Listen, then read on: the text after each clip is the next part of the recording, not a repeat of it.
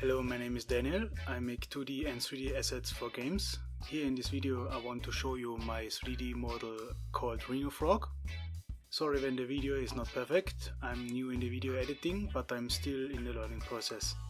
Let me know in the comments what you think about this video so I can make the next one better. Thank you very much and enjoy.